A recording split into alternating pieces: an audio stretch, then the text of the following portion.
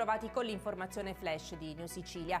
Truffa per ottenere erogazioni pubbliche nel campo dell'agricoltura. Indagini nei confronti di 5 persone da parte della Procura di Agrigento. Secondo gli inquirenti avrebbero falsificato contratti di affitto dei terreni al fine di ottenere i finanziamenti dell'agenzia che dispone contributi per un totale di 122.000 euro.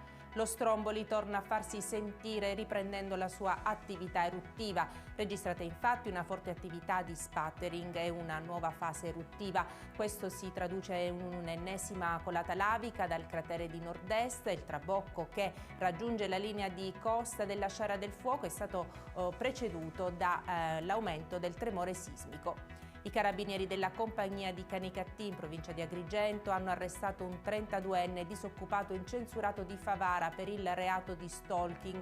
L'uomo negli ultimi mesi avrebbe perseguitato e pedinato un sacerdote agrigentino che lavora a Canicattì. La vicenda scaturisce dalla denuncia del prete che ha raccontato ai militari lo stato di ansia e il cambiamento delle sue abitudini dovute ai sempre più pressanti atteggiamenti dell'uomo.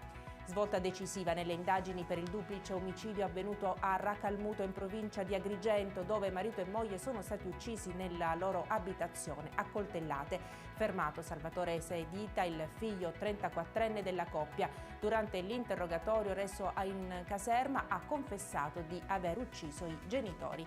E con questa notizia per adesso è tutto, grazie per averci seguito e arrivederci.